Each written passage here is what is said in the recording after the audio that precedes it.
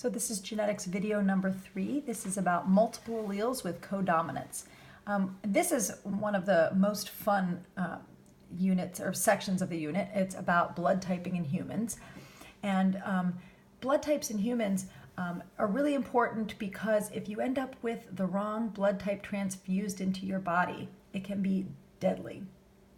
Blood type O is the universal donor, and type AB is the universal recipient. Anyone with type AB blood can get blood from anyone with A, B, or O. So we'll be talking about the negative and positive that you've heard about in a few minutes, but I just want to focus on A, B, AB, and O. Those are 4 blood types. Now, what I want you to notice is that there are actually 3 alleles. You have an allele for A blood type, and an allele for B blood type, and the allele for O blood type.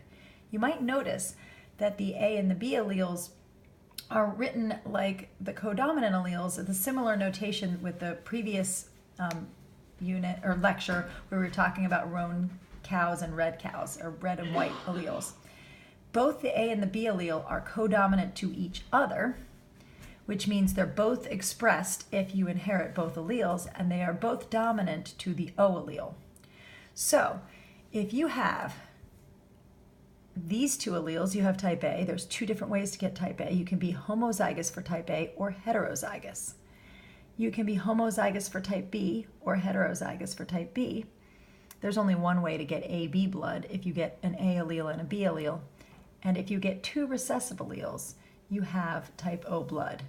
Now be careful, because even though there are 3 possible alleles that you can inherit, you only have 2 parents, so you only inherit 2 alleles.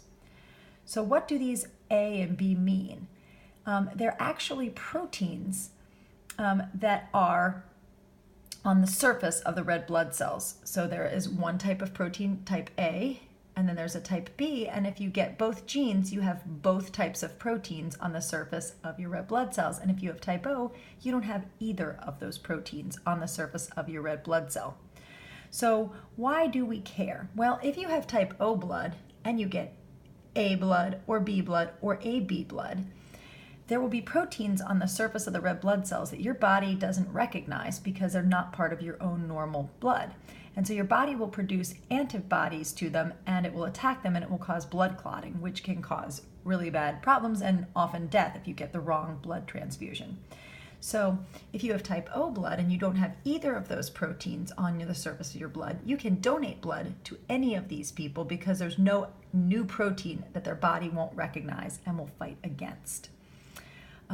O blood is O positive, which we'll talk about in a minute, is one of the most common blood types. O negative, which is the universal donor, is only about 6% of the population. It varies from country to country a little bit, but that's a rough estimate. Now, what do we mean about the negative and the positive? That is actually a separate gene called the rhesus gene, and people who are Rh positive can get blood from someone who is Rh negative, but not the reverse, because Rh positive people have the rhesus protein on the surface of their blood, and the Rh negative do not. So you cannot give Rh positive blood to an Rh negative person. If you have a blood transfusion that, for like a surgery that is planned, they will give you what they call type specific. So if you have type AB blood, they'll give you AB. Because they tend to save the O negative blood for emergency situations, or for people, that have to have O negative blood because they happen to be O negative. So let's do a Punnett square. So let's say you have a father who is homozygous for blood type B. That means he has both alleles for type B. And his wife is heterozygous for type A. So what could the blood types of their children be? Well, they could get a child that could be AB, they could get a child who's B, another child who's AB, and another child who's B. So they have a 50-50 chance of getting a child, or a 1-to-1 ratio of type AB to B blood. Be really careful, because if I ask you for what the phenotype is, you want to give me AB or B. You don't want to give me the genotypes. I have type O blood, and when somebody comes up and asks me, what is your blood type? I don't say, oh, I'm little I. That's my genotype. So if we ask you on a test or a quiz for blood types, we want to know the phenotype. So you need to say AB, A, B, or O. Also, be really careful to remember the notation. I've had students who write the letter O, A, and B and put them in the square. And, I've seen that actually online a few times, but we want you to use the notation with the capital letter I with the superscripts.